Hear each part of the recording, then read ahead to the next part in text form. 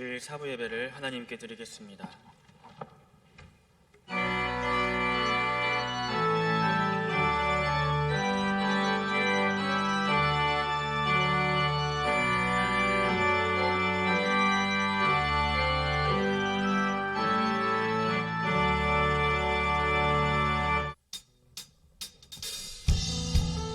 거룩한 주님의 날, 이 시간 주님을 예배하며 나갈 때 우리 기뻐 찬양하며 우리 주님을 송축하며 나갑니다. 우리 다 함께 박수 치면서 찬양하실까요? 온 세상, 온 세상, 온 세상 구원자, 모든 것 이기신 능력의 하나. 온 세상, 온 세상 창조주, 온 세상 구원자, 모든 것 이기신 능력의 하나님.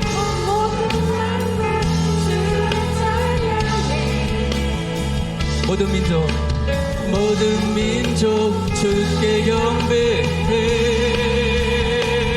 모두 승리하리. 열방 어깨 내리 하나님께서 통치하시네. 모두 승리하리. 열방 어깨 내리 위대하신 왕 여호와. 하나님, 하나님 열방을 우리에게 주셨네.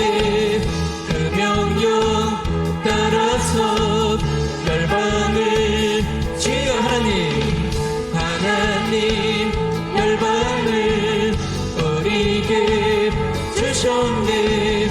그 명령 따라서 열방을 지어리. 모든 만물 주를 찬양해. 모든 민족 주께 경배해. 모든 민족 주께 경배해. 모두 승리하리. 모두 승리하리. 열방 어깨 내리 하나님께서 통치하시네. 모두 승리하리. 열방 어깨 내리 위대하신 왕 찬양. 할렐루야. 찬양 할렐루야. 찬양 할렐루야. 하나님께서 통치하시네. 찬양 할렐루야. 찬양 할렐루야. 위대하신 왕 하나님의 통치하심과 다스리심을 선포합니다. 찬양. 찬양 할렐루야. 찬양 할렐루야. 하나님께서 통치하시네. 찬양 할렐루야. 찬양 할렐루야. 위대하신 왕 여호와. 할렐루야.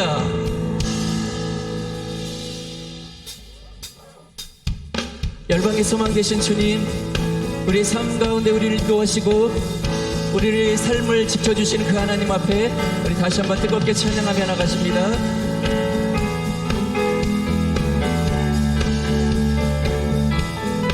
예수, 예수 열방에서만 예수 우리의 위로자. 주님 온 땅의 영원한 소망. 예수 어둠 속의 빛. 예수 어둠 속의 빛. 예수 변함없는 진리. 주님 온 땅의 빛이 되시네. 우리 위해 죽으시고 다시 사신 생명. 우리 위해 죽으시고 다시 사신 생명의 주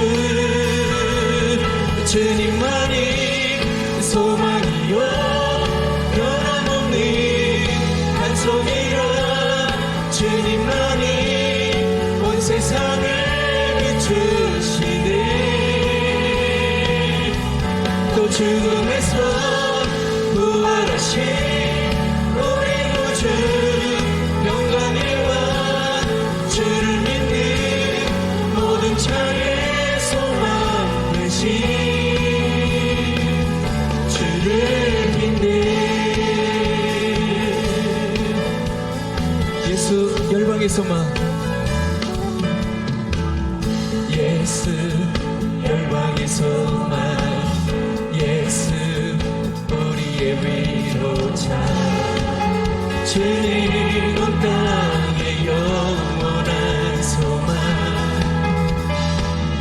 예수 어둠 속의 빛 예수 변함없는 진리 주님 온 땅의 빛이 되시네 우리 위에 죽으시고 다시 사신 생명의 주 우리 위에 죽으시고 다시 사신 생명의 주 주님만이 소망이요 변함없는 반석이라 주님만이 온 세상을 비추시네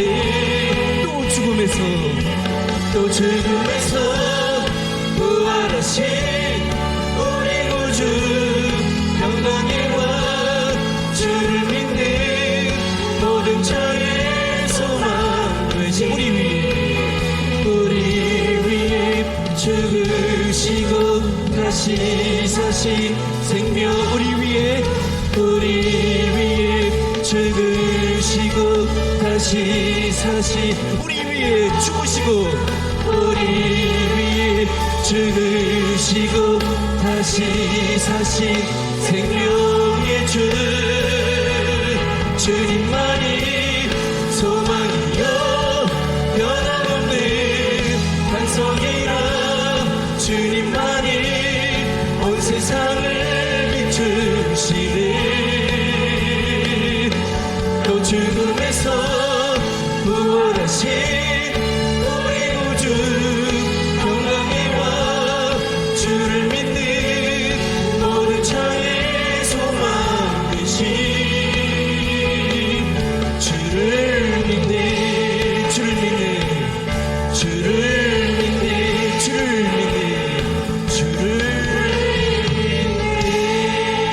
할렐루야 우리의 소망 되신 주님을 믿습니다 할렐루야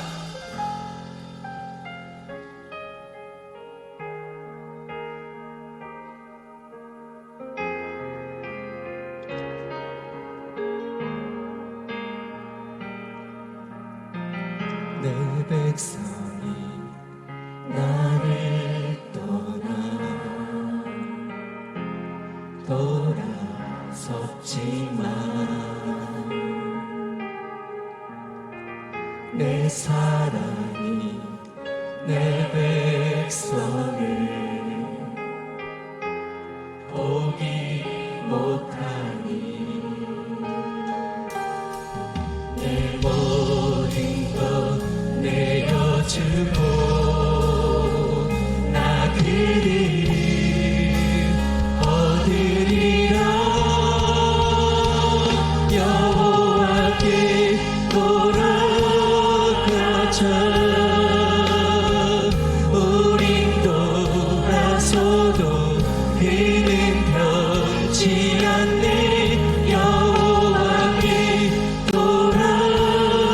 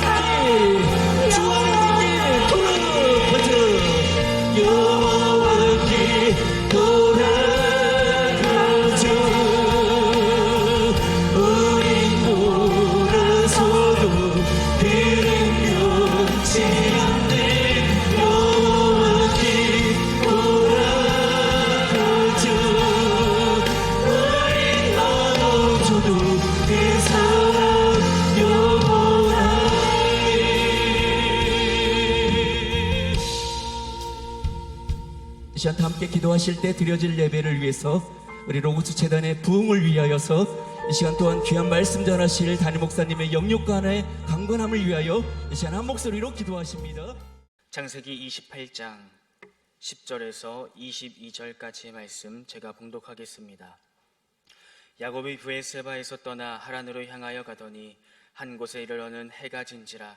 거기서 유숙하려고 그것에 한 돌을 가져다가 베개로 삼고 거기 누워 자더니 꿈에 본즉 사닥다리가 땅 위에 서 있는데 그 꼭대기가 하늘에 닿았고 또 본즉 하나님의 사자들이 그 위에서 오르락 내리락 하고 또 본즉 여호와께서 그 위에서 서서 이르시되 나는 여호와니 너의 조부 아브라함의 하나님이요 이삭의 하나님이라.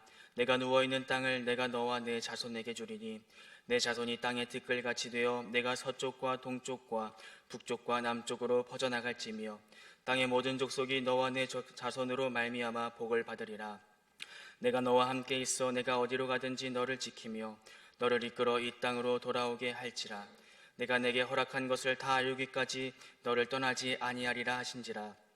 야곱이 잠이 깨어 이르되 여호와께서 과연 여기 계시거늘 내가 알지 못하였도다. 이에 두려워하여 이르되 두렵도다. 이곳이요 이것은 다름 아닌 하나님의 집이요 이는 하늘의 문이로다 하고 야곱이 아침에 일찍이 일어나 베개로 삼았던 돌을 가져다가 기둥으로 세우고 그 위에 기름을 붓고 그곳 이름을 베델이라 하였더라. 이 성의 옛 이름은 루스더라. 야곱이 서원하여 이르되 하나님이 나와 함께 계셔서 내가 가는 이 길에서 나를 지키시고 먹을 떡과 입을 옷을 주시어 내가 평안히 아버지의 집으로 돌아가게 하시오면 여호와께서 나의 하나님이 되실 것이요 내가 기둥으로 세운 이 돌이 하나님의 집이 될 것이요 하나님께서 내게 주신 모든 것에서 10분의 1을 내가 반드시 하나님께 드리겠나이다 하였더라. 아멘. 자, 오늘 본문 말씀을 중심으로 해서 하늘문이 열려야 합니다. 하늘문이 열려야 합니다 하는 말씀을 전하도록 하겠습니다. 이 오늘 본문에 보면 이 집을 떠난 야곱, 또 집에서 쫓겨난 야곱이 이 브엘세바에서 하란 땅 외삼촌 집으로 가는 도중에 하늘문이 열리는 그러한 영적인 체험을 했습니다. 오늘 본문 17절에 보면 이에 두려워하여 이르되 두렵도다. 이것이요 이것은 다름이 아닌 하나님의 집이요 하늘의 문이로다. 하늘문이 열리는 영적인 체험을 했습니다. 야곱에게 하늘문이 열리게 되니까 어떤 역사가 있었느냐, 오늘 본문을 길게 봤더니 하늘문이 열리면서 야곱은 3번을 보았습니다. 본즉, 또 본즉, 또 본즉. 그래서 야곱에게 하늘문이 열리게 되니까 어떤 역사가 있었냐면, 첫째는 귀로만 듣고 소문만 들은 것이 아니라 자기가 직접 보게 됐다는 거예요. 그것은 뭐냐면 하늘에 올라가는 사닥다리를 보게 됐다. 한마디로 천국에 이르는 길을 보게 됐다는 뜻입니다. 창세기 28장 12절에 보니까 꿈에 본즉 사닥다리가 땅 위에 서 있는데 그 꼭대기가 하늘에 닿았다.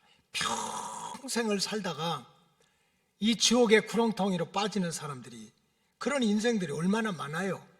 근데 야곱은 비록 광야지만, 쫓겨나지만, 죽을지 살지 모르지만 하늘문이 열려서 보게 되니까 천국 가는 길이 보였다는 거예요. 여러분, 이거보다 더 큰 은혜가 어디가 있겠어요? 그 다음에 두 번째로 또 본즉, 야곱이 귀로만 듣는 것이 아니라 하늘문이 열려서 야곱이 직접 봤는데 그거는 천사와 같은 영적인 실체를 두 눈으로 보게 됐다.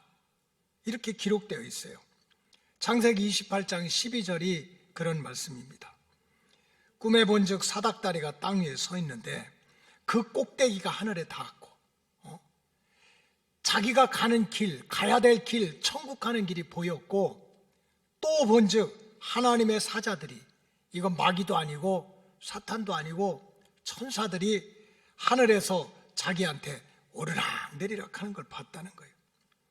세상에 일생을 사는 동안 하나님을 믿는다 하면서도 마귀한테 공격받고 맨날 신방 오는 건 사탄이고, 그런 사람들이 얼마나 많은데, 그래서 마귀에게 종로로 타는 인생들이 수없이 많이 있는데, 세상의 꿈속에서라도 하늘의 천사들이 우리 집안에, 우리 마음에 오르락 내리락 한다면 이거보다 더한 은혜가 어디가 있겠습니까? 그래서 예수 믿는 백성들이 신앙생활을 선명하게 하지 못하는 이유를 알아야 돼요. 늘 의심하고 시험의 구렁텅이에 빠져있고 상처 주고 상처받고 넘어지고 하는 그 이유를, 근본적인 이유를 알아야 돼요. 물론 여러 가지 이유가 있지. 우리가 믿음 생활 잘못하는데 여러 가지, 사람 잘못 만나고 먹고 살기 힘들고 여러 가지 이유가 있지만, 성경적으로 말씀드리면 하나님을 만나지 못했기 때문에 그래요.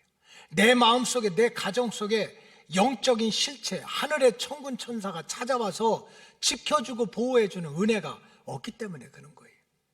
하나님을 만난다, 또 영적인 실체를 체험한다고 하는 것은 우리 신앙의 내용뿐만 아니라 우리 인생을 완전히 변화시키는 그런 영적인 동력이 됩니다. 동력, 영적인 동력이 되는 거예요. 모세의 역사를 한번 돌아보면 이렇습니다. 모세가 자기가 궁궐에 가고 싶어서 갔습니까? 어떻게 그냥 어릴 때 갈대 상자에 담겨가지고 둥둥둥 떠내려가다가 나일강에서 바로 공주한테 이렇게 구원함을 받아가지고 그 바로 궁궐에서 황태자로 살아가게 됐습니다. 근데 황태자로 살아가면서 성장하면서 보니까 자기가 깨닫는 거예요. 자기가 애굽 사람이 아니고 히브리인이구나, 유대인이구나, 이거를 깨달았어요. 근데 어느 날 자기 백성들이 종살이를 하면서 고되게 노동하는 그런 노동을 하고 또 애굽인들에게 두드려 맞는 모습을 보고 분노가 일어났어요. 애국심이 일어난 거예요. 이건 매우 잘한 일입니다. 나 혼자 잘 먹고 잘 살자 이것이 아니라 정말 비록 궁궐에 살아서 황태자로 살았지만 내 민족이 고통을 받고 환난을 겪고 있으니까 내가 민족을 살려내야지 하는 이 애국심을 가진 게 뭐가 잘못입니까? 그런데 자기가 가졌던 그 애국심을 실천한 결과는 뭐예요? 다른 애굽 사람을 죽이고 쳐 죽이고 도망가는 살인자가 되고 도망자가 됐어요. 자기 형제와 민족을 구원하기는커녕 자기 목숨 하나도 지키기가 어려워서 광야로 도망가서 사는 인생으로 떨어지고 말았던 거예요. 그러나 그런 광야에서 40년 동안 살인자로 도망자로 살아가는 도중에 어느 순간에 시내산 그 떨기나무 속에서 팍 불 속에 임하시는 하나님을 만나게 됐습니다.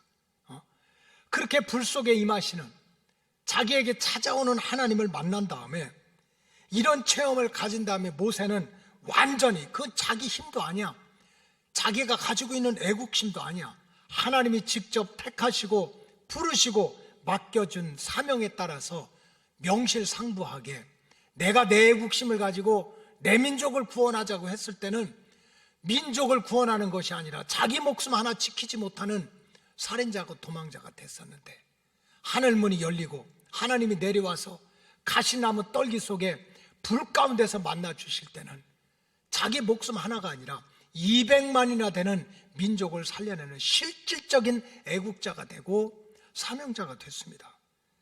그 증거가 출애굽기 3장 9절에 나오지 않습니까? 이제 가라, 이스라엘 자손의 부르짖음이 내게 달하고 애굽 사람이 그들을 괴롭히는 학대도 내가 봤다. 옛날에 모세도 다 보고 들었어요. 그래서 자기가 뭔가 애국심을 하고 민족을 살려내자 그랬을 때는 민족을 살려내기를커녕 자기 목숨 하나 지키지 못하는 도망자가 됐어.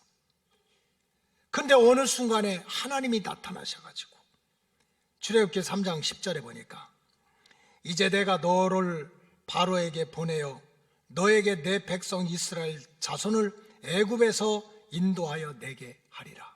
하늘문이 열리고 하늘의 불을 체험하고 하나님한테 선택받으니까 자기가 능력이 있든 없든 말을 잘하든 잘못하든 정말 자기의 마음의 소원인 자기 백성을 한두 명도 아니고 200만이나 되는 백성을 구원해내는 역사를 이뤘던 거예요.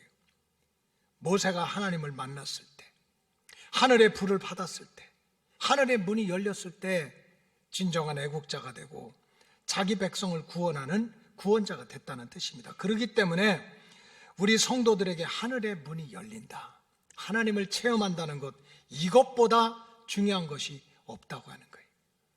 그리고 모세가 또 이제 하늘문을 열리는 걸 보니까 한 번 봤더니 천국 가는 길이 열리고, 두 번 봤더니 영적인 실체를 체험하게 되고, 세 번째 또 보게 되니까 야곱은 하늘문이 열리면서 그저 영적인 체험만 하는 것으로 끝나는 것이 아니라 육신의 자손이 대대로 복을 받는 그런 약속의 말씀까지를 받았어요. 창세기 28장 13절이 그런 말씀이에요. 또 본즉 여호와께서 그 위에 서서 이르시되 나는 여호와니 내 할아버지 아브라함의 하나님이요 이삭의 하나님이라. 내가 누워있는 땅을 내가 너와 내 자손에게 주겠다. 그리고 14절에 보니까 내 자손이 땅의 티끌과 같이 되어서 내가 서쪽과 동쪽과 북쪽과 남쪽으로 퍼져나갈 것이며 땅의 모든 족속이 너와 내 자손으로 말미암아 복을 받으리라. 여러분, 지금 이 말씀을 듣고 있는 야곱의 환경은 뭡니까? 무슨 자식이 생기고 무슨 조상들한테, 그 백성들한테, 후손들한테 박수를 받아요?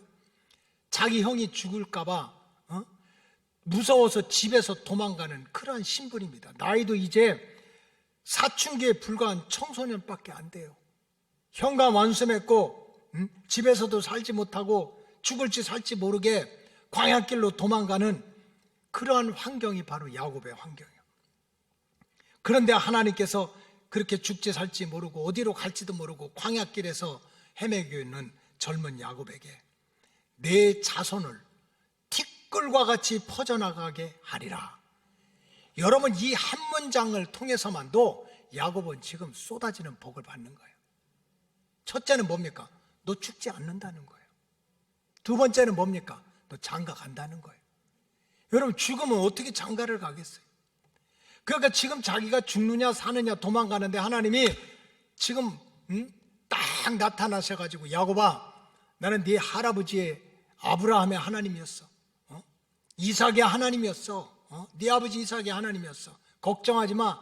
네가 밟는 땅 다 너와 내 자손에게 주고 그 다음에 내가 자손들을 땅의 티끌처럼 많아질 것이고 그 자손들을 통해 가지고 사람들이 야곱의 가문 때문에 우리가 복받았다, 행복하다, 우리 가문의 희망이 됐다, 그런 칭찬을 들을 거야.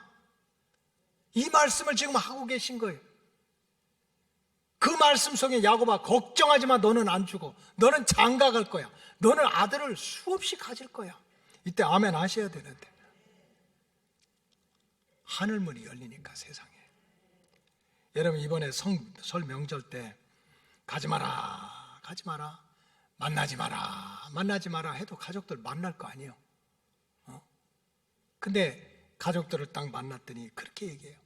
아이고, 우리 형님 때문에, 우리 누나 때문에, 우리 동생, 우리 가문은 누구 때문에 복을 받고 누구 때문에 행복하고 누구 때문에 참 모여도 재밌다고 이 소리를 들어야 될 줄로 믿습니다. 교회는 다닌다고 하는데 뭐 집사인가 뭐라고 하는데도 그저 천덕이 구러기처럼 꼬다는 보릿자루처럼 그렇게 무시받는다면 이거 얼마나 참 하나님께 죄송한 일이야. 근데 지금 하나님이 나는 다 죽었다고 생각하는 야곱에게 나타나가지고 너 안 죽어? 너 장가 갈 거야? 너 그냥 자손이 티끌과 같이 많아져가지고 사람들이 너와 내 자손 때문에 행복하다, 복을 받았다, 이런 역사가 있을 거라는 약속을 받았어요. 언제? 하늘문이 열렸을 때.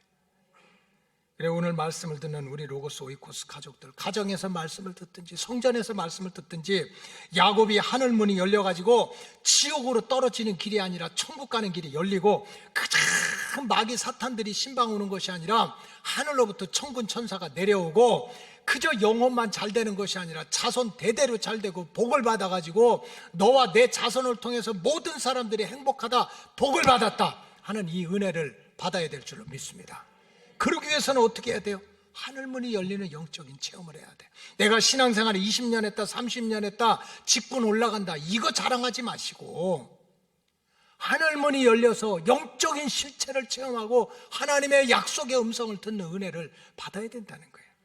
여러분, 성경에 보면 귀하게 쓰임받았던 믿음의 주인공들은 한결같이 어느 순간에는 하늘문이 열리는 그런 영적인 체험을 했습니다.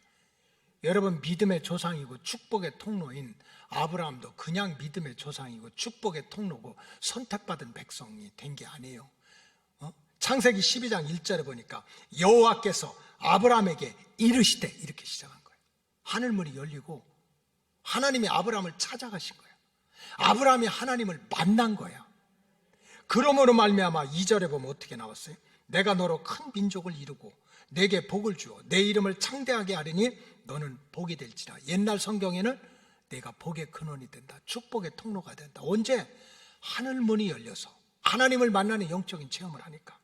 여러분, 북왕국, 이스라엘은 남왕국과 북왕국, 우리나라도 남한 북한같이 똑같이 나눠져 있는데, 그 730년 40년 이제 720년에 북왕국이 망했는데, 북왕국이 망하는 그때 남쪽 왕국에서 강력하게 하나님의 신탁을 받아가지고 남쪽 유다 백성들한테 정신 차려라, 북왕국 봐라, 저렇게 교만 떨고 우상 숭배하고 욕심 부리고 타락하다가 아수라한테 저렇게 박살나는 거 아니냐, 우리가 정신을 차려야 된다, 하나님께로 돌아와야 된다, 우리 아까 찬양했던 것처럼 여호와께로 돌아와야 된다, 이런 말씀을 전했던 게 이사야입니다. 근데 여러분, 이사야 선지자가 어떻게 그렇게 정확한 말씀을 전했습니까? 똑똑해서? 무슨 공부 많이 해서? 실력이 있어서? 아니요. 성경에 보니까 이사야 선지자에게도 하늘문이 열리는 체험이 있었던 거예요. 정확하게 세상을 보고 정확하게 하나님의 말씀을 전했던 거는요, 하늘문이 열리는 영적인 체험을 한 거예요. 영적인 체험을. 이사야 6장 1절에 보니까 우시야 왕이 죽던 해에 내가 본즉 주께서 높이 들린 보좌에 앉으셨는데, 여기 주님은 하나님이지 세상이 아니야. 저 높은 곳에 하나님이 앉아 계신 것을 보았다는 거야. 하늘문이 열렸다는 거지. 그래서 하늘문이 열리게 되니까 하나님과 대화를 하게 되고 하나님께 사명을 받은 거예요. 이사야 6장 8절에 어떻게 나왔어요? 내가 또 주의 목소리를 들으니 주께서 이르시되 내가 누구를 보내며 누가 우리를 위해서 갈고. 지금 하나님이 걱정하시는 거예요. 내 백성, 택한 백성이 하나님 두려워한지 모르고 세상과 짝하고 우상 숭배하고 교만 떨고 절기를 지키지 않고 이거 큰일 났다, 어떡하지, 내가 누굴 보내야 돼, 하나님이 걱정하는 것을 봤어요, 들었어요. 왜? 하늘문이 열리니까. 그래서 열린 하늘문을 보고 내가 여기 있나이다, 나를 보내소서. 하늘문이 열리고 하나님을 만나고 하나님의 음성을 들으니까 남왕국 백성들한테 정신 차리라는 하나님의 말씀을 정확하게 전할 수 있었던 거예요. 육신을 가진 예수님께서 이 땅에서 하나님의 구원 역사를 시작하실 때도 예수님은 하나님의 본체셨어요. 아들의 모습으로, 육신의 모습으로 오셨지만 하나님이세요. 그런데도 육신의 몸을 가지고 이 땅에 와서 아버지 하나님의 구원 역사를 시작하실 때 어떻게 했습니까? 그냥 했습니까? 아니에요. 하늘문이 열리는 영적인 체험을 갖게 된 거예요. 마태복음 3장 16절에 보니까 예수께서 세례를 받으시고 곧 물에서 올라오실새, 한번 따라하세요. 하늘이 열리고, 뭐가 열렸어? 하늘이 열렸대. 하나님의 성령이 비둘기같이 내려서 자기 위에 임하는 것을 보았다는 거예요. 보았다는 거예요. 초대교회 스데반 집사가 그 얼굴이 해와 같이 빛나고 천사가 됐대요. 자, 옆 사람 보세요. 지금 표정 바꾸지 말고 아까 그 표정 그대로. 천사 같아요? 일단 아멘해요. 아멘. 천사같이 보여요? 혹시 그냥 앉아있으면서 마귀 같은 얼굴 아니야? 교회 안 갈 수도 없고 갈 수도 없고 짠지 먹은 얼굴로. 여러분, 스데반의 얼굴은요 천사와 같았대. 근데 스데반의 환경 보세요. 모욕을 당하고 환난을 겪고 시험을 당하고 나중에 돌팔매질까지 당했어. 복음을 전하다가. 그런데도 어떻게 그 얼굴이 그렇게 천사 같았어요? 다른 게 아니야. 스데반도 하늘문이 열리는 영적인 체험을 했기 때문에. 사도행전 7장 55절에 보니까 스데반이 성령이 충만하여 하늘을 우러러 주목하여 하나님의 영광과 및 예수께서 하나님의 우편에 서신 것을 보고, 하늘의 영광과 및 예수께서 하나님 우편에 서신 것을 보고 그게 어떻게 보여? 하늘문이 열려야 되는 거지. 56절에 보니까 이렇게 나왔어요. 말하되 보라, 하늘이 열리고. 따라하세요. 하늘이 열리고. 스데반이 초대교회 핍박, 환란, 유대 교권주의자들, 로마 군인들이 난리를 치는데도 그 얼굴이 해같이 빛나는 거는 바로 하늘이 열렸기 때문에, 영적인 세계를 알기 때문에 그렇게 했다는 거예요. 제가 지금 목회한 게 딱 따져보니까 85년도부터 개척한 거 보니까 35년을 했더라고. 그럼 내가 2살 때부터 목회를 한 거예요. 37에 마치려면. 근데 이 35년의 세월을 이렇게 목자의 사명을 감당하다 보니까 어떻게 그렇게 부족한데도 감당했는가 봤더니 때마다 시마다 하나님이 영적인 체험을 주신 거예요. 신학교 졸업하고 아무것도 모르고, 제가 간증도 했지만 저 공주 어촌 산골짜기 금강가에 가서 그냥 이 대학원까지 나온 젊은이가 가서 교회 개척한다고, 예배당 짓겠다고, 그럼 내버려 두지. 동네에서 있는 그 아저씨 몇 분이요, 그 예배당 못 짓게 하려고 그냥 난리치는 거예요. 막 술 먹고 와서 소리 지르고 문 두드리고. 그때 교인이라 봐야 5-6명밖에 안 되는데, 그것도 노인들, 곧 요단강 건너가실 분들. 그때 막 이 사람들이 방해를 하고 야단을 하는 거예요. 어떻게 감당할 수가 없어. 감당할 수가 없어. 아까 얼마나 그냥 그 스트레스가 많겠어요. 근데 어느 날 그때는 꿈을 꿨어. 꿈을 꾸는데 제가 이제 그 예배당 지려고 하는 그 모퉁이를 돌아가는데 마귀가 나타난 거예요. 근데 진짜 이렇게 그림에서 보는 거 똑같아. 막 뿔 달리고 막, 지가 무슨 손오공이라고 막 삼지창 가지고 막 난리도 아니고 쫓아오는데 도망가야 될 거 아니에요. 그러니까 마귀가 나타나니까 전도사가 도망가야 될 거 아니야. 그 도망가려고 하는데 발이 안 떨어지는 거예요. 여러분 혹시 그런 거 있어요? 막 도망가려고 하는데 막 발이 안 떨어져. 이런 때 뭐 키 큰다고 하는데 무슨 키가 커? 그 발이 안 떨어지고 막 도망가려고 난리를 치는데도 이 발이 안 떨어지는 거예요. 그냥 할 수 없이 몇 발짝 뛰어가지고 이 집더미로 이렇게 하는데 그냥 머리만 푹 쑤셔박았어. 닭처럼. 내비둡니까? 마귀가 와가지고 팍 찔러대는데 꿈속에서라도 내가 느끼는 거예요. 막 온몸이 피투성이가 되고 막 이쪽 뼈가 막 부러지고 으득거리고 막 또 찔러대니까 아무 소리도 숨도 못 쉬고 이거 언제 죽나 하고 머리만 박고 있는 거예요. 그때 하나님의 음성이 들렸어요. 길게도 안 했어. 하나님이. 아들아 너 안 죽어. 걱정하지 마. 지금 나는 아파 죽겠는데, 힘들어 죽겠는데 안 죽는데요. 안 죽는데. 그러니까 갑자기 내가 용기가 생기는 거야. 죽는다는 게 무서운데 안 죽는다니까. 그래서 안 죽는다니까. 야, 내가 이렇게 코피 터지고 막 뼈가 부러지고 이래도 안 죽는다니까. 기왕에 이렇게 될 것 같으면 마귀하고 싸워야 돼. 사이좋게 지내야 돼. 싸워야지. 안 죽는다니까. 그 정신을 차리고 피투성이가 돼가지고 예수 이름으로 명하노니 샤탄아 물러가라. 다시 할게. 샤탄아 물러가라 그랬어요. 한순간에 사라지는 거야.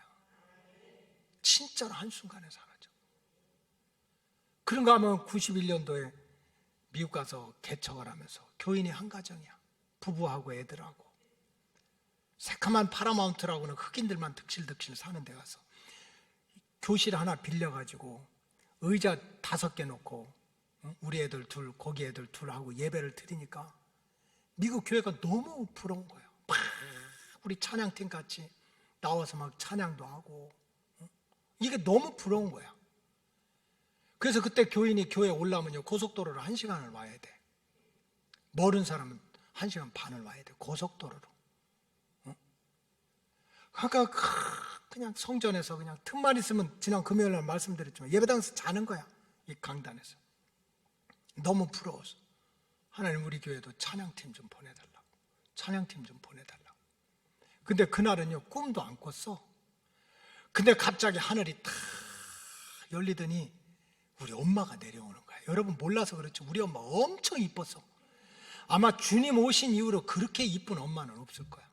눈도 동그랗고 코도 삐죽하고 근데 문제는 어깨, 허리, 궁뎅이 갈수록 태산이라 그렇지 너무 이뻤어요. 하얀 이 옷을 입고 내려오는데 근데 혼자 내려온 게 아니야. 한 20, 30명을 데리고 나오는데 딱 봐도 천사들이야. 딱 봐도 천사야. 그래가지고 우리 어머니가 하는 말씀이 찬양대를 하나님이 보내주셨대. 그래 같이 왔대. 그러니까 우리 아들 잘해라. 이거는 뭐 자다가 하는 게 아니라 진짜 환상 중에 그걸 본 거야. 물론 그 다음 주일날 예배 드리는데 여전히 4명이 앉아가지고 예배 드리고 찬양팀을 세우지도 못했어. 근데 지내놓고 보니까 20명, 30명 넘어서 40, 50명이 되는 찬양팀으로 하나님 응답해 주신 줄로 믿습니다. 하나님은 듣는 대로가 아니라 만난 대로, 본 대로, 체험한 대로 역사하시는 거야. 그러니까 조금 힘들고 어려워도요, 뭐 잠깐 넘어지고 짜증도 나고 하지만 두려워하지 않아. 왜? 그분이 계시니까. 조금 잘 나간다고 교만 떨지도 않아. 왜? 하나님이 계시니까. 그래서 우리 성도들은 하늘문이 열리는 영적인 체험을 해야 된다. 하늘문이 열려가지고 지옥으로 떨어지는 게 아니라 천국 가는 길이 보이고 악한 마귀 사탄이 맨날 찝적거리고 시험 신방 오고 이런 것이 아니라 천사들이 우르락 내리락 하면서 우리를 수종 들고 영혼만 잘 되는 것이 아니라 육신이 대대로 잘 돼가지고 많은 사람들이 야, 이 가문 때문에 복 받았다 그러고 하나님의 구원 역사를 위해서 쓰임 받으려면은 하늘문이 열리는 영적인 체험이 있어야 된다는 거예요. 영적인 체험이. 그러면 이 하늘문이 열리는 영적인 은혜는 어떻게 받을 수가 있어요? 성경에서 답을 찾아야 돼요. 따라서 전심으로 하나님을 찾아야 돼요. seek. 전심으로 하나님을 찾아야 돼요. 그래야 하늘문이 열리는 은혜를 받을 수가 있어요. 여러분 신약시대 가룟 유다 보세요. 얼마나 똑똑했어요? 얼마나 인정받았어? 그래서 수백 명, 수천 명 중에 12제자로 뽑혀가지고 사람들이 다 믿음 좋다고 그랬어. 훌륭하다고 그랬어. 똑똑하다고 그랬어. 근데 성경을 자세히 보니까 이 가룟 유다는요, 하나님을 찾질 않아. 자기 생각이 있어가지고 자기 목적이 있어서 유대 관원 쫓아가고 제사장 쫓아가고 로마 군대 쫓아다니고 예수님 믿는데 예수님의 제자인데 찾는 사람은 따로 있는 거예요. 로마 관원들, 유대 관원들, 그리고서 그냥 군대들, 유대교회 장로들 거기 쫓아다니는 거예요. 하나님 안 찾아. 결과는 어떻게 됐어요? 예수님도 죽게 하고 자기도 죽는 배도자가 되고 배교자가 되고 말았어요. 여러분 이스라엘 민족이 하나님의 백성임에도 불구하고 계속 구약시대도 그렇고 신약시대도 그렇고 재앙을 만나 환난을 겪고 그것을 보고 안타까운 심정으로 하나님의 마음을 전한 선지자가 이사야예요. 이사야 31장 1절에 보면 이렇게 나왔어요. 도움을 구하러 애굽으로 내려가는 자들은 화가 있다. 힘들어, 어려워, 아파, 답답해. 근데 그 문제를 해결하기 위해서 어디로 찾아가? 애굽으로 찾아가는 자들에게 복이 있다는 거예요. 화가 있다는 거예요. 화가 있다.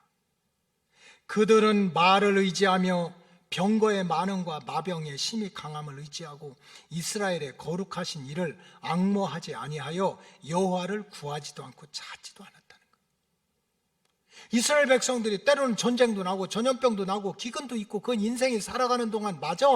근데 하나님의 백성이라고 하면서 애굽을 왜 자꾸 찾아가냐? 애굽은 신이 아니라 인간이야. 마병과 이 병거들은 짐승에 불과해. 그러니 애굽으로 찾아간 그 애굽에게 너희들이 고통을 받을 거다. 이 얘기예요. 지금 이사야 선지자가 그 역사를 얘기하는 거예요.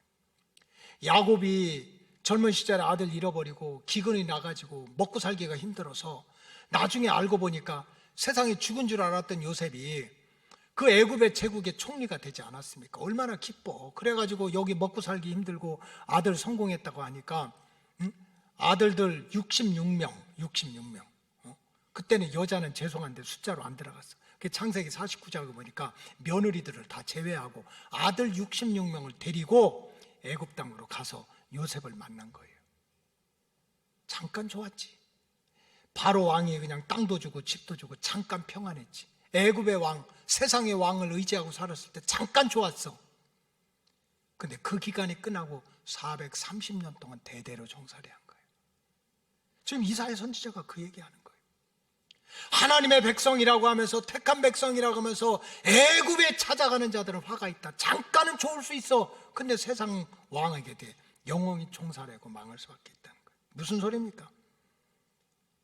하나님을 믿는 참 성도는 하나님을 찾아야 된다는 거예요. 그래서 에레미야 선지자가 에레미야 29장 13절에 보면 너희가 온 마음으로 나를 구하면, 나를 찾으면 나를 찾을 것이요 나를 만날 것이라 그랬어요. 하늘문이 열리려면 다른 게 아니에요. 문제가 있어, 시험거리가 있어, 기도 제목이 있어, 답답한 일이 있어, 누굴 찾아가야 돼요? 하나님을 찾아야 된다는 거예요. 그 다음에 하늘문이 열리게 되면 어떻게 됩니까? 하나님을 찾으면 뭐해? 그 하나님을 붙들고 매달려야 된다는 거예요. 매달려라. 하나님은 위대하신 분이야. 성경 공부, 설교를 듣고 하나님은 대단하신 분이야. 하나님을 찾아야 돼. 이 말을 수없이 들으면 뭐하냐? 예수님은 뭐라고 그랬어요? 천국은 침노하는 자의 것이라고 그랬어요. 하나님이 그렇게 위대하시고 하나님이 그렇게 대단하시다면 나는 우리 교인들, 맡겨주신 양떼들이 진짜 은혜 받았으면 좋겠어요. 복을 받았으면 좋겠어. 주님 다시 오실 때 반드시 들림 받았으면 좋겠어. 그래서 올해부터는 그냥 말씀과 기도로 다시 우리 거듭나자 해가지고, 우리 속장님들은 교회 그냥 오지 마라. 올 때 이제는 귀로만 듣지 마. 공책 갖고 와. 목사님 말씀 다 받았어. 한번 들어보세요. 속장님들, 공책 가져온 분들 이거 봐. 받아 쓰라고 그랬어요. 왜? 그만큼 간절함이 있는 거예요. 근데 하나님에 대해서 말씀을 듣고 하나님에 대해서 공부하면 뭐해? 받아 쓰면 뭐해? 진짜로 어려운 일이 있을 때 하나님께 어떻게 해야 돼요? 매달려야지. 여러분, 신앙생활도요, 재미가 붙어야 돼. 재미가 붙어야 돼. 그 영적인 체험이 있어야 돼. 그래서 성경에 보면 은혜 위에 은혜, 복 위에 복이 더하진대. 이게 재미가 붙어서 그런 거예요. 여러분, 야곱은 신앙생활에 재미가 붙은 사람이야. 참 죽을 고생을 하고 집에서 쫓겨나고 그랬지만은 정말 하나님의 은혜로 복도 받고 성공도 하고 자식도 많이 두고 소떼 양떼 수천 마리가 생겼어. 그래도 나이가 들고 나니까 고향 땅으로 돌아가고 싶어가지고 부인과 자식들 다 데리고 수천 마리 소떼 양떼 데리고 고향 땅으로 가다가, 고향 땅으로 들어가는 야복강 입구에 딱 갔을 때 청천벽력 같은 소리를 듣잖아요. 자기 20년 전에 자기를 죽이려고 했던 형이 군인들 사병을 400명을 데리고 자기를 만나러 온대. 아니, 오랜만에 만나는 동생을 만나는데 왜 군인들을 데리고 와? 무기를 가지고 죽이려고 하는 거 아니에요? 여러분, 성경에 보세요. 그때 야곱이 한 일이 뭡니까? 무슨 사람 쫓아다니고 군대를 조직하고 또 무슨 돈 가지고 사병을 막 구하고 그거 아니야. 그저 재산이 문제가 아니고 가족이 문제가 아니야. 하나님을 찾아야 돼. 하나님께 매달려야 돼. 그래, 부인들 가족들 다 야복강 그냥 이렇게 건너가게 하고, 자기는 한 일이 뭡니까? 그 야복강에 가가지고 그냥 작전을 짜고 전쟁을 준비하고 사병을 사고 사람 쫓아다니는 것이 아니라, 옛날에 집에서 쫓겨나면서 죽을지 살지도 모르고 그 빈들의 광야에서 돌을 베개 삼고 빈털터리로 광야길을 걸어가다가 하늘문이 열리고, 그 천국 지옥으로 떨어지는 것이 아니라 천국문이 열리고 마귀가 아니라 천사가 내려오고 너 죽지 않는다는 그 하나님의 은혜를 기억하게 된 거예요. 그러니까 다시 시작한 거예요. 야복강가에서 내가 죽을 것 같으니까, 피할 길이 없으니까 하나님께 피해가지고 하나님을 찾아가지고 하나님께 매달리는 거예요. 하나님 살려달라고, 하나님 지켜달라고, 하나님 도와달라고. 얼마나 결사적으로 하나님 앞에 매달렸는지 허벅지 뼈가 분질러졌다고 그랬어요. 그리고 하나님이 천사를 통해 가지고, 야 이놈아, 너 이름 바꿔. 너 이름을 이제는 야곱이라 하지 말고 이스라엘이라고 해라. 이스라엘이라고. 이스라엘이라고 하는 뜻은 두 가지거든요. 첫째는 내가 졌다, 그런 뜻이야. 여기 혹시 손주 있는 분 계셔? 손주랑 할아버지랑 씨름하면 누가 이겨요? 누가 이겨? 할아버지가 손주 그냥 매대기 쳐? 손주랑 할아버지랑 씨름하면 100% 100번을 해도 할아버지가 아이고 넘어져. 힘이 없어요? 져주는 거야. 왜? 사랑하니까. 내 새끼니까. 내가 졌다고 하는 건 내가 너를 사랑한다는 거고, 내가 졌다고 하는 거는 너는 내 자식이라는 거야. 내가 졌다고 하는 거는 너를 책임져 준다는 거야. 그냥 된 게 아니에요. 하나님의 지식을 알고, 하나님은 전능하신 분, 하나님은 못하심이 없는 분, 하나님은 산성이 구원이고, 이거 알았기 때문에 아니라 그런 하나님인 줄을 찾고 찾았으면 매달려야지.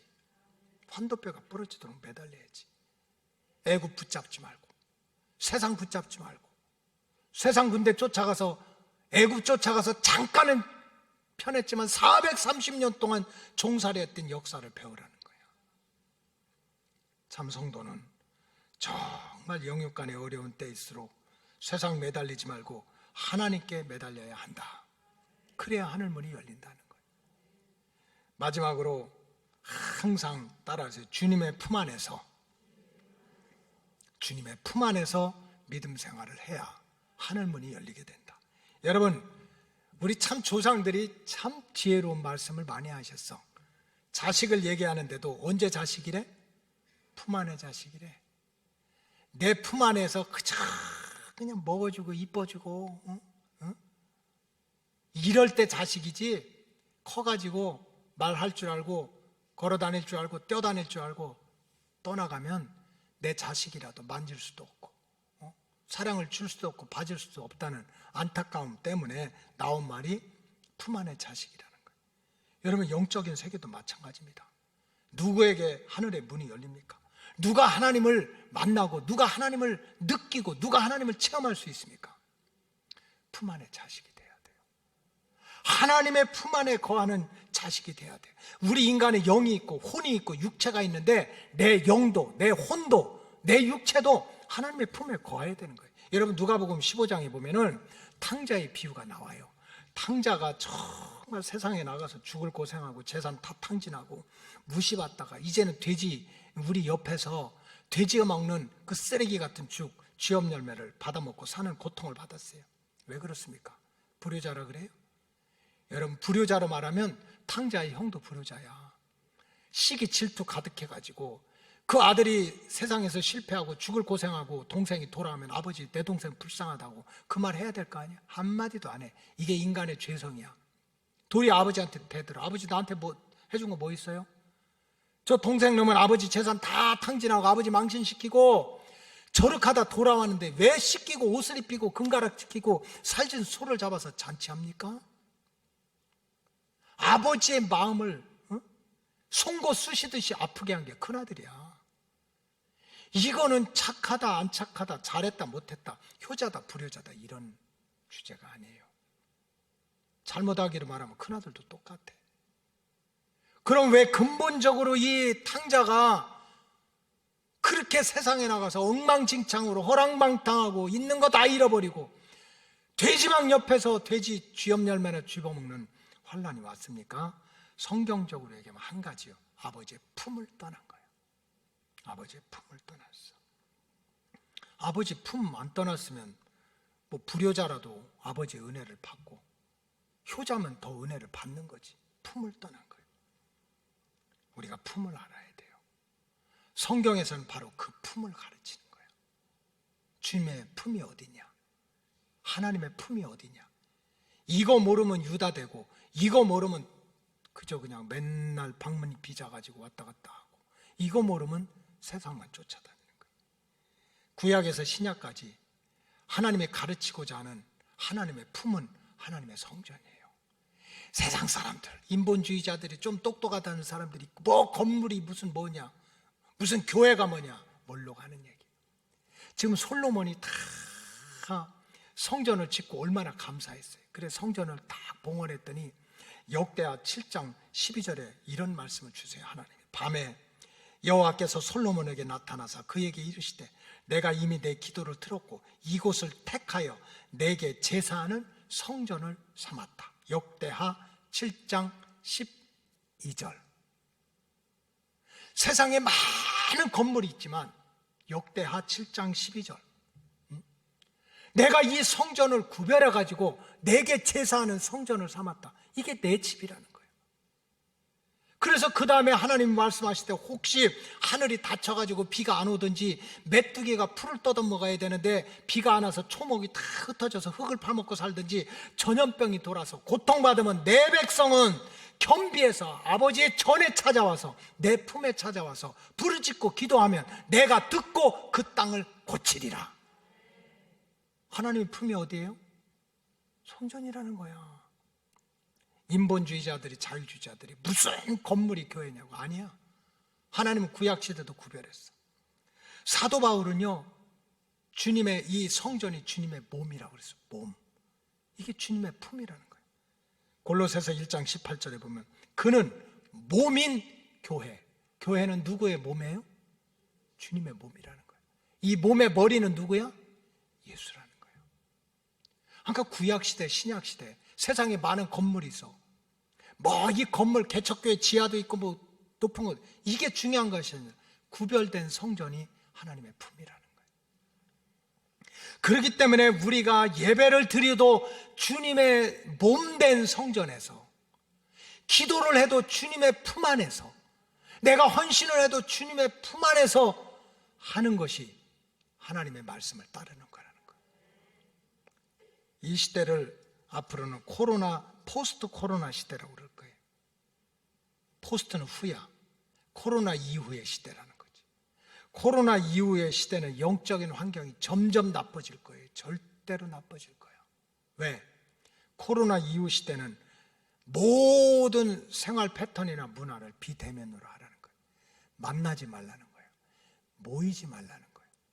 그러니까 어떻게 됩니까? 어떻게 해서든지 주님의 품 안에 와서 예배하고 품 안에 와서 기도하고 품 안에 와서 헌신하는 일이 점점 더 어려워지게 된다는 거예요.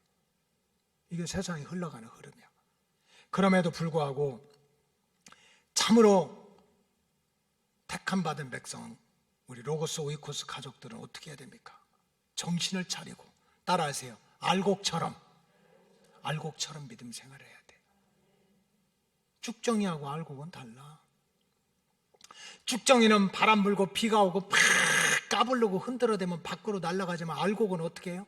치면 칠수록, 흔들면 흔들수록, 어려우면 어릴수록 알곡은 안으로 들어오는 거예요. 점점 안으로 들어와.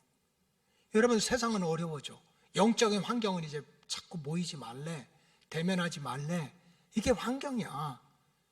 그러나 영적 진리, 성경적인 진리를 아는 우리 로고스 가족들은 알곡처럼 믿음 생활을 해서 까부르는 일들이 많고 시험 당하는 일들이 많고 환난을 겪는 일들이 많으면 더 환난이 올수록 주님의 품 안으로 들어오시기 바랍니다. 제사를 드려도 주님의 품 안에서, 기도를 해도 주님의 품 안에서, 헌신을 해도 주님의 품 안에서 들어올 때, 주님의 품 안에 들어올 때 야곱처럼 하늘이 열리고 지옥 가는 길이 아니라 천국 가는 길이 보이고, 악한 마귀 사탄이 맨날 신방 오고 찝쩍거리고 공격하는 게 아니고 천사들이 와서 수종 들고 영혼만 잘 되는 것이 아니라 육신 대대로 잘 돼가지고 세상의 모든 사람으로부터도 참 이 가문 때문에, 이 사람 때문에 복을 받고 구원을 받았다 하는 칭찬을 받을 수가 있다는 거예요. 이 말씀 붙들고 우리 로고스 모든 오이코스 가족들이 알곡과 같은 주님의 품 안에 거하는 복된 백성들 되시기를 주님의 이름으로 축복합니다. 기도하겠습니다. 하나님 감사합니다. 포스트 코로나 시대의 문명은, 생활 패턴은 이제 주님 품 안에 거하고 주님의 품 안에서 제사하고 주님의 품 안에서 기도하고 주님의 품 안에서 교제하고 주님의 품 안에서 헌신하는 일들을 점점 가로막게 됩니다. 오이코스 가족들 정신을 차리고 알곡처럼 어려운 때일수록, 환난의 때일수록 주님의 품 안에 거하여 하늘문이 열리고 지옥으로 떨어지는 게 아니라 천국길이 열리고, 마귀가 와서 미혹하는 것이 아니라 천사들이 와서 수종을 들고, 영혼만 잘 되는 길이 아니라 육신이 형통하게 돼서 마지막 때 하나님의 구원 역사에서 쓰임받는 택한 백성들, 선택받은 백성들 되게 하여 주시옵소서. 축복하오며 예수님의 이름으로 기도하옵나이다. 아멘.